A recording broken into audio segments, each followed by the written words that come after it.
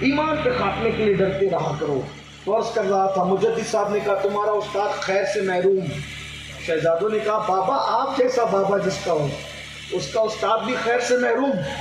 فرمایا بیٹا تقدیر تو میں نے پڑھ لی، لیکن یہ بدلنا، جس منزل کی یہ تقدیر ہے، میں جس منزل کے اس کی بات نہیں کرتا، عوام کو الجھاتا نہیں، لیکن اتنا کہتا ہوں جس منزل کی یہ تقدیر ہے اس کو پڑھنا میرا کام ہے، بدلنا میرا کام نہیں ہے۔ کہ پھر اس کو کون بدلے گا؟ کہ اس کو کوئی بدل سکتا ہے تو شیخ عبد القادر جیلانی بدل سکتا ہے۔ یہ کام انہی کا ہے، یہ کام انہی کا ہے، وہ یہ کام کر سکتے ہیں۔ اللہ اکبر۔ عسکر فرماتے ہیں میں عرض کروں گا ان سے، میں ان سے عرض کروں گا، اگر وہ توجہ کرے تو تمہارے استاد کا کام بن سکتا ہے۔ اب مجدد صاحب ہیں کب کے؟ 1000ویں صدی کے۔ غوث پاک کو وصال فرمائے کتنے سال ہو گئے؟ 500 سال۔ 500 سال ہو گئے۔ اور مجدد صاحب ہیں کہاں رہتے ہیں؟ ہندوستان کے سر ہند میں۔ غوث پاک کا مزار کہاں ہے؟ بغداد میں۔ مطلب یہ ہے کہ سچے نقش بندی وہی ہے جو یہ عقیدہ رکھتے ہیں ہم یہاں سے پکارے وہاں وہ سنیں۔ ہاں ورنہ مجدد صاحب کا نام لے کر اگر علم غیب کا انکار کرو گے تو مجدد صاحب آپ کو پناہ نہیں دیں گے۔ مجدد الفسانی کا عقیدہ یہ ہے کہ میں عرض یہاں سے کروں گا وہ قبر انور کے وہاں سے سنے، اور پھر جب غوث اعظم کے سننے کا یہ عالم ہے تو ان کے نانا جان محمد رسول اللہ کے سننے کا عالم کیا ہوگا۔ میں عرض کروں گا اگر انہوں نے توجہ کی تو تیرے استاد کا کام بن جائے گا۔ پھر عرض کیا اور پھر بعد میں استاد آیا تو مجدد صاحب نے اس کا رسپیکٹ کیا۔ اب بچوں نے جانے کے بعد کہا بابا آج رنگ بدلا ہوا تھا۔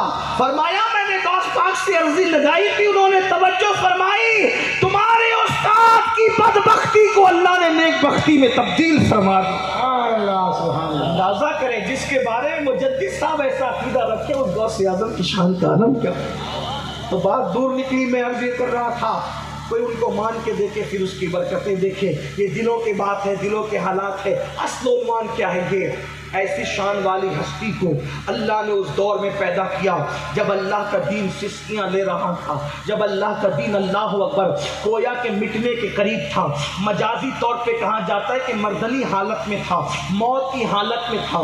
ایک مرتبہ سرکار غوث اعظم رضی اللہ تعالیٰ عنہ ایک راستے سے اکیلے جا رہے ہیں، جاتے جاتے آپ نے کیا دیکھا؟ ایک بندہ روڈ کے کنارے پڑا ہوا ہے اور بالکل مریل سی کیفیت ہے۔ اس نے کہا عبد القادر میری خبر لو۔ غوث اعظم نے اس کو کنارے پر مردنی حالت میں دیکھا تو کیا دیکھا کہ اس کے ہاتھ کو اپنے ہاتھ میں لیا۔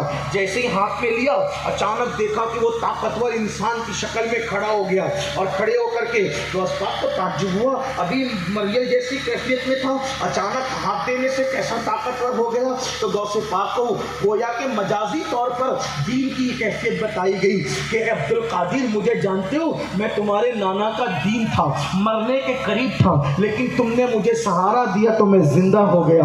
اس دن سے لوگوں نے آپ کو محی الدین کہنا شروع کیا۔ محی الدین مطلب دین کو زندہ کرنے والا۔ اب آپ مجھے بتائیں جو مردوں کو زندہ کرے اس کو ولی کہتے ہیں، اور جو اللہ کے دین کو زندہ کرے وہ محی الدین کو ولیوں کا ولی شیخ عبد القادر جیلانی کہتے ہیں۔ نعرہ تکبیر۔ کوئی مردہ زندہ کرنے والا ولی تو دنیا میں آ سکتا ہے، لیکن محی الدین اب کوئی دنیا میں نہیں آ سکتا، کیونکہ محی الدین یہ میرے مرشد غوث اعظم کی شان اور ان کا مقام ہے۔ تو دین زندہ کیسے کیا؟ دین زندہ کیسے کیا؟ جب یہ حالات پیدا ہوئے، وہی شراب میں نے جو عرض کیا، باطنی فرقہ، اور وہ جو عیسائی مسجدوں کے اندر راہب علماء بن کر منبروں پر کھڑے ہو گئے، یہ سب کچھ کیا۔ سرکار غوث پاک نے کس طرح اللہ کے دین کو زندہ کیا؟ درخت کی پتیاں کھائی۔ سرکار غوث اعظم کی گردن درخت کی پتیاں کھانے کی وجہ سے ہری ہو گئی۔ درخت کی پتیاں۔ آپ لوگوں کو مرغی کھانے والا واقعہ یاد ہے، آپ کو ہمیں درخت کی پتیاں کھانے والا واقعہ یاد ہے۔ غوث پاک کہتے ہیں کہ میں جب پڑھتا تھا تو میں کھانے کو نہیں ہوتا تھا تو جنگل میں جاتا تھا، درخت کی پتیاں ڈھونڈتا تھا، کبھی دیکھتا تھا کہ وہاں تو پہلے سے لوگ درخت کی پتیاں چننے میں لگے ہیں تو میں ان کے ہاتھ ان کو چھوڑ کر کے پھر کہیں اور جاتا۔ سرکار غوث پاک فرماتے میری زندگی کے 36 سال بغداد کے جنگلوں میں ایسے گزرے کہ نہ کوئی مجھے جانتا تھا نہ میں ان کو جانتا تھا، نہ کوئی مجھے جانتا تھا نہ کوئی میں کسی کو جانتا تھا، حتیٰ کہ میں بغیر کھائے بغیر پیے بے ہوش ہو کے زمین پہ گر جاتا تو چرواہے لکڑہارے مجھے مردہ سمجھ کے اٹھا کے لاوارث میت کی شکل میں لے جاتے، اور لاوارث میت کو جب غسل دیا جاتا ہے تو غسل دینے کے لیے پانی ڈالتی تو میں آنکھ کھول کے پوچھتا کیا ہو گیا، اور پھر مستانہ نعرہ مار کر میں جنگلوں میں چلا جاتا۔ اپنی شخصیت کو بنانے کے لیے غوث پاک نے اتنی محنت کی۔ آج لوگ بڑی آسانی سے ولی بننا چاہتے ہیں، نرم گدوں پہ لیٹ کر ہاتھ میں صرف تسبیح لے کر کے ولایت چاہتے ہیں۔ کوئی نیک ہو سکتا ہے، اچھی بات ہے، ولایت اتنی آسان چیز نہیں کہ آپ کس کو بھی منہ اٹھا کر ولی کہتے ہو۔ ولایت کا مطلب اللہ کا دوست، اللہ کا مقرب، اللہ کا قریبی، اور اس کی 28 منزلیں ہیں، اور وہ منزلیں سنو تو آپ کو دنگ حیران ہو جاؤ۔ اس کی 12 صفتیں ہیں، کم سے کم غوث پاک کہتے ہیں جب تک 12 صفتیں پیدا نہیں ہوتی کوئی اللہ کا ولی نہیں ہوتا۔ وہ 12 صفتیں کون سی ہے؟ غوث پاک خود کہتے ہیں 2 صفتیں اللہ کی صفتوں میں سے اس کو حصہ ملتا ہے جتنا اللہ چاہتا ہے، 2 رسول اللہ کی صفات میں سے حصہ پاتا ہے، 2 صدیق اکبر کی صفات میں سے حصہ پاتا ہے، 2 فاروق اعظم کی صفات میں سے حصہ پاتا ہے، 2 عثمان غنی کی صفات میں سے حصہ پاتا ہے، 2 مولا علی کی صفات میں سے حصہ پاتا ہے۔ ایسی 12 صفتوں کا جب جامع ہوتا ہے تب مقام ولایت پر پہنچتا ہے۔ میرے بھائیوں، تو بہرحال سرکار غوث پاک نے کس طریقے سے اللہ کے دین کو زندہ کیا اس کو سنیں اور بات مکمل کریں۔ سرکار غوث پاک تعلیم مکمل کرتے ہیں، مجاہدات کی طرف بڑھتے ہیں، مجاہدات مکمل کرتے ہیں۔ غوث پاک کہتے ہیں مجھے کرتا پہننے کو نہیں ہوتا تھا، میں ایک لنگی پر میں نے برسوں گزارے۔ میرے پاس خضر علیہ السلام آئے اور آنے کے بعد میرا امتحان یوں اللہ نے لیا، مجھ سے کہا یہاں رکو، میں آتا ہوں، اور کہا جب تک میں نہیں آؤں یہیں رکنا۔ اب ذرا سننا مسلمانوں، بہت غوث پاک کے نعرے لگاتے ہو، کیا غوث پاک کے نقش قدم پر ہو؟ کیا دین جس دین کو غوث پاک نے زندہ کیا اس دین کے لیے بھی اپنے دل میں کچھ ہمدردی ہے؟ یا معاذ اللہ، غوث پاک تو دین کو زندہ کرنے کے لیے درخت کی پتیاں کھائیں، اور ہم ایک دن میں 3 بار پیٹ بھر کے کھا کے اسی دین کو پیروں تلے روندیں، اسی دین کو پیٹ کے پیچھے ڈالیں۔ میں کہتا ہوں 11ویں کی 50 دیگ پکا کے غوث پاک کو خوش نہیں کر سکتے جب تک کہ تم دین کو پیٹ کے پیچھے ڈالے رکھو گے۔ پہلے دین کو اہمیت دو، اس کے بعد غوث پاک خوش ہوں گے۔ یہ کون سا ہے کہ غوث اعظم فرماتے ہیں کہ بے نمازی مرے اسے مسلمان کے قبرستان میں دفن مت کرو، اور قادری اور غوث پاک اور یا غوث کا نعرہ لگا کر فجر میں گائے، ظہر میں گائے، عصر میں گائے، مغرب میں گائے، عشاء میں گائے۔ مجھے بتاؤ یہ کون سی قادریت ہے، یہ کون سی سنیت ہے؟ یاد رکھنا، اللہ اکبر، تم اپنے آپ کو کچھ بھی کہہ لو، بزرگوں نے کہا جو پیا من بھائے وہی سہاگن کہلائے، لا قادری قادری کہے، لیکن جب تک غوث اعظم قادریت کی سند نہ دیں گے اس وقت تک میرے بھائی تو قادری نہیں ہو سکتا۔ اور غوث اعظم قادریت کی سند کس کو دیتے ہیں؟ وہ غوث پاک جو بے نمازی کو مسلمانوں کے قبرستان میں دیکھنا پسند نہیں کرتے۔ وہ غوث پاک بے نمازیوں کو اپنے سلسلے میں دیکھنا کیسے پسند کریں گے؟ نہیں، اپنی آنکھ کو دھوکہ دے رہے ہو۔ کل غوث پاک کی کوئی مدد نہیں ہوگی آپ کے ساتھ، غوث پاک کا کوئی سہارا نہیں ہوگا آپ کے پاس اگر نماز پیٹ کے پیچھے ڈالی۔ غوث پاک نے تو پوری زندگی تجدی دین کے لیے، آپ جانتے ہیں ماں کو چھوڑا دین کے لیے، میں ماں کی بات کر رہا ہوں، ماں کو چھوڑا دین کے لیے۔ ماں کسے کہتے ہیں؟ ماں، تمہاری اور میری ماں اتنی قیمتی ہے، غوث پاک کی ماں کتنی قیمتی ہوگی؟ واللہ وہ تو ایسی ماں تھی اس نے کبھی کسی اجنبی کا چہرہ نہیں دیکھا، وہ ایسی مقدس ماں تھی اپنے بابا کی چوکھٹ انگال کر کبھی اس نے آنگن نہیں دیکھا، وہ ایسی مقدس ماں تھی کبھی زندگی میں انہوں نے جو وہ غیبت نہیں سنی، زبان سے کبھی جھوٹ نہیں بولا۔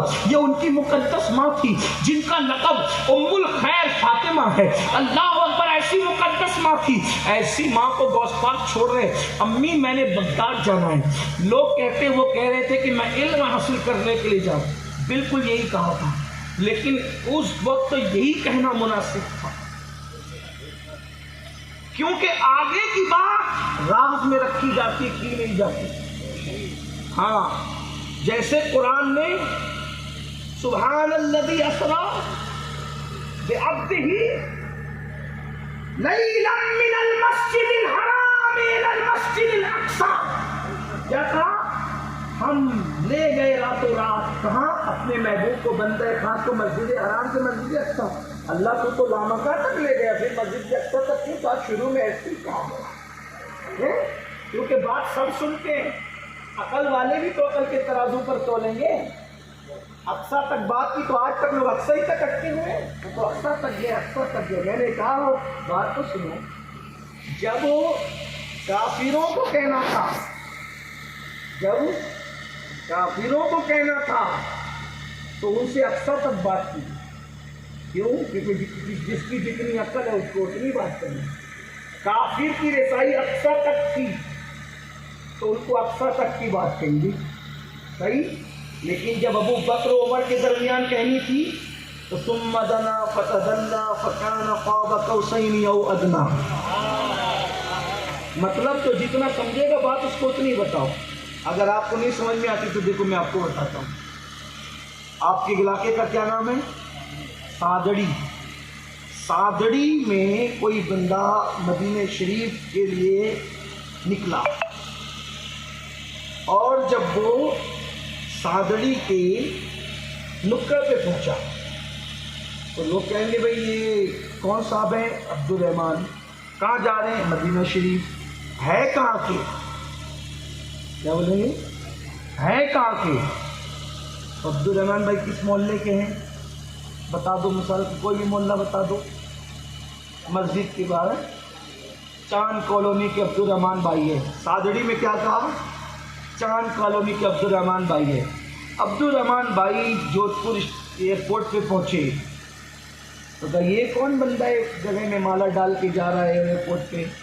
تو کہا یہ عبد الرحمن ہے۔ یہ ہے کہاں کے؟ اب کوئی بولے گا چاند کالونی کے، کیا بولے گا؟ سادڑی کے۔ اب جب یہ پہنچے ممبئی پہنچنے کے بعد پوچھا یہ کون ہے؟ بھائی عبد الرحمن ہے۔ کہاں کے؟ راجستھان کے۔ کہاں کے؟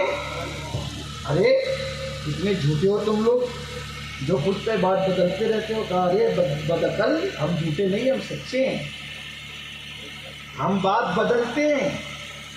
انسان کی عقل بدلتی ہے تو بات بدلتے ہیں، لیکن ہمارے سچے ہی ہے۔ اور کیوں؟ پہلے تو چاند کالونی کا، پھر سادڑی کا، اب راجستھان کہتے ہو، ابھی پھر بدلو گے، ابھی بھی ایک جگہ نہیں رکو گے۔ جدہ پہنچے، پھر وہاں پوچھا یہ کون بندہ ہے؟ کہا یہ عبد الرحمن ہے۔ یہ ہے کہاں کے؟ کہا انڈیا کے۔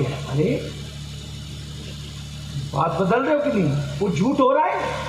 بولو بھائی مزہ۔ یہ انڈیا جانتا ہے جدہ میں جو ملا، اس لیے اس کو انڈیا کہا، صحیح؟ جو ممبئی میں ملا وہ راجستھان جانتا ہے، اس کو راجستھان کا۔ جو جودھ پور میں ملا وہ سادڑی جانتا ہے، تو سادڑی کا کیا؟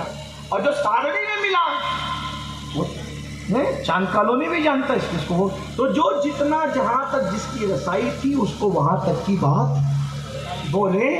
ہاں، تو مکے کے کافروں کو کہا میں تمہاری طرح بشر ہوں،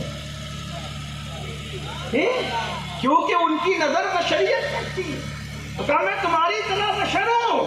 لیکن جب صحابہ کو کہا، جب سب صحابہ کو کہا ایکم مثلی، ایکم مثلی، کون تم میں میری طرح ہے؟ کوئی تم میں میری طرح نہیں ہے۔ اور جب اکیلے صدیق اکبر کو کہا تو کہا یا ابا بکر لم یعرفنی حقیقتا غیر ربی، میری حقیقت کو میرے رب کے سوا کوئی نہیں جانتا۔ ایک ہی شخصیت کے لیے بات بدل رہی ہے، بات بدل رہی ہے۔ کیا مطلب؟ مطلب یہ کہ جو لوگ بشریت سے آگے نہ بڑھ سکے ان کو کہا تمہاری مثل ہوں، اور جو ایمان لا چکے تھے کہا میں تمہاری مثل نہیں ہوں، اور جو بہت آگے پہنچ چکا تھا اس کو کہا میرے خدا کے سوا تو مجھے کوئی جان ہی نہیں تھی۔ تو لوگ ایک ہی پکڑ کے بیٹھے ہوئے چاند کالونی چاند کالونی جدہ میں گئے گا تو بات ہی نہیں ہوتی، بات ہی نہیں بنتی، بات تو لوگ بدلتے ہیں تو بات بدلتی پڑتی ہے، جو جس کی جہاں تک رسائی۔ تو بہرحال میں بات یہ کہہ رہا تھا، عرض یہ کر رہا تھا کیا کہ میرے آقا سرکار شیخ عبد القادر امی میں علم حاصل کروں، یہی کیا